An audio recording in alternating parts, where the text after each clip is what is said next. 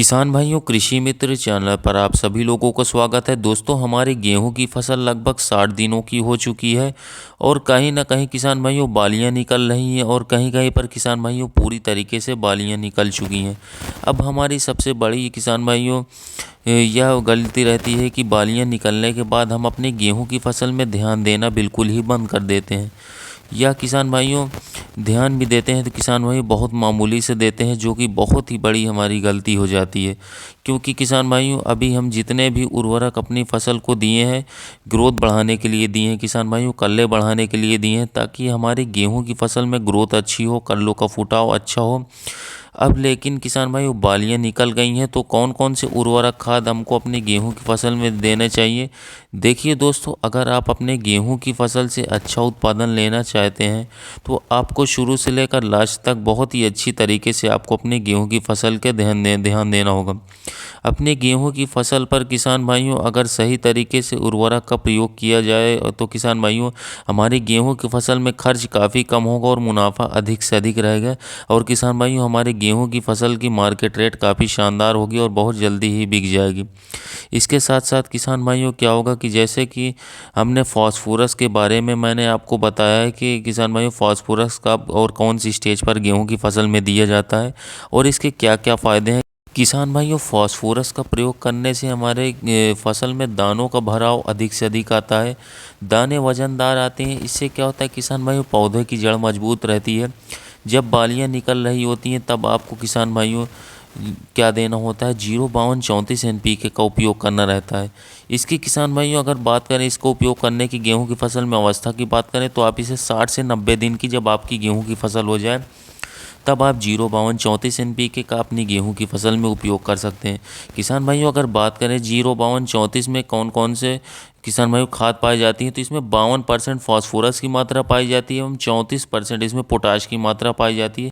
किसान भाइयों बात करें फास्फोरस का मेन काम हमारे पौधों पर क्या होता है तो किसान भाइयों इसका मेन काम होता है पौधों को मजबूत बनाना, जिससे कि किसान भाइयों जब हम सिंचाई करें तो हमारा पौधा गिरे ना, मजबूत तरीके से बना रहे। इसके साथ साथ किसान भाइयों क्या होता है पोटाश और फास्फोरस किसान भाइयों मिलकर हमारे पौधों में रोग प्रतिरोधक क्षमता को बढ़ा देते हैं। किसान भाइयों पोटाश का क्या काम रहता है कि जब हमारी गेहूँ की फसल में दाना बन रहा होता है किसान भाइयों तो उसकी क्वालिटी को काफ़ी हद तक सुधारता है, दानों में अधिक से अधिक चमक बनाए रखता है किसान भाई, जिससे कि दाने हमारे देखने में आकर्षक लगते हैं। किसान भाई मार्केट रेट काफ़ी शानदार देखने को मिलता है। किसान भाई इसके साथ साथ क्या होता है किसान भाई दोनों उर्वरक मिलकर गेहूं की क्वालिटी व साइज को काफ़ी हद तक बढ़ा देते हैं। इसके साथ साथ किसान भाइयों अब बात करें तो नाइट्रोजन खाद का इस समय पर कोई भी उपयोग नहीं रहता है। किसान भाइयों नाइट्रोजन जितनी देनी रहती है हम किसान भाइयों दे चुके होते हैं। प्रोटीन एवं ग्रोथ पौधा को बढ़ाना होता है जिसका काम नाइट्रोजन करता है। जब तक फसल किसान भाइयों पक नहीं जाती तो किसान भाइयों तब तक हरी भरी हमारी गेहूं की फसल रहनी चाहिए। फसल की पत्तियां हरी भरी रहेंगी तो किसान भाइयों आपको शानदार उत्पादन देखने को मिलेगा।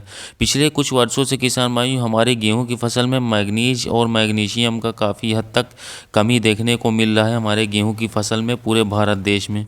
किसान भाइयों सबकी बहुत ही ज़्यादा कमी देखने को मिल रही है हमारी फसलों में। तो किसान भाइयों जिंक जो किसान भाई नहीं डाल रहे हैं उन्हें लग रहा है कि हमारी फसल पीली पड़ रही जिंक की कमी का कारण, तो किसान भाई उनके लिए मैं आपको बताऊंगा कि पहले तो मैं आपको बता देता हूं कि मैग्नीज और मैग्नीशियम कुछ सालों से किसान भाइयों हमारी फसल में बहुत ही ज़्यादा इनकी कमी देखने को मिल रही है।